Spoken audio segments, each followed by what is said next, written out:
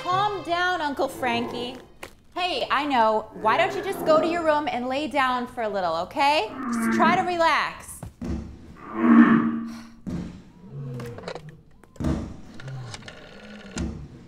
Hello. I'd like to place an order for delivery. 666 Amityville Lane. Yes, that's right, the Von Ulrichs. Well, I'd like the usual, a large pizza with 1/2 low-fat ricotta and sun-dried tomatoes, and the other half pepperonis, sausages, entrails, raw intestines, milk bones, and severed fingers. Thank you. See you in 30 minutes. All right, so I'm not the best cook. Would you shut up?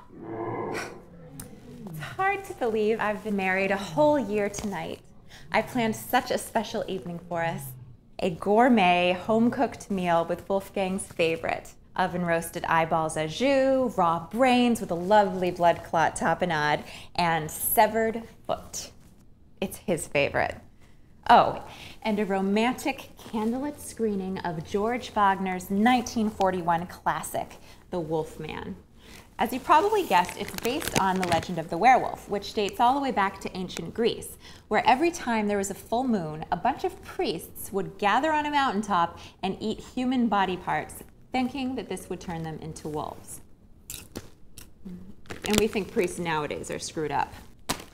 Anyway, by the time the 1940s rolled around, monster movies had become a really big deal. I guess it was wartime and people needed to deal with these feelings of fear they had, and it was way more comforting to think about a simple monster scaring you rather than a great big nebulous thing like Nazis and atomic mass destruction. Wow, that's deep.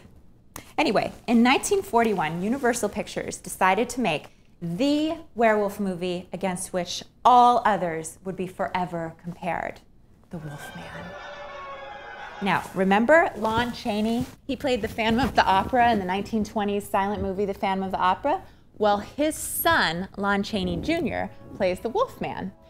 So in the movie, he starts off as this lovable oaf named Larry Talbot, who returns home to his father's estate in Wales after his big brother dies unexpectedly. Now, Larry wants to prove himself to his dad so bad, so it's really unfortunate when he gets bitten by a werewolf and then turns into a werewolf and starts killing people. Now, Claude Rains, who plays the dad, he is just the kind of uppity Welsh dad that does not appreciate that kind of stuff. Oh, and Bela Lugosi, who's famous for playing Dracula, he even makes an appearance as a gypsy. Cool, right? Anyway, this movie became so popular that it kicked off a string of werewolf movies, including I Was a Teenage Werewolf with Michael Landon, and John Landis's An American Werewolf in London, and my personal favorite, Teen Wolf. But they were all inspired by the original werewolf movie that we're about to watch tonight. Oh my God, I am so excited. I think I'm just gonna watch a little bit right now before Wolfgang gets home, you know, just to get me in the mood.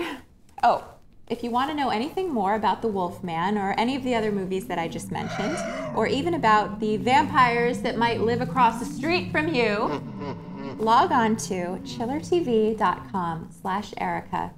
You can send me love letters there too.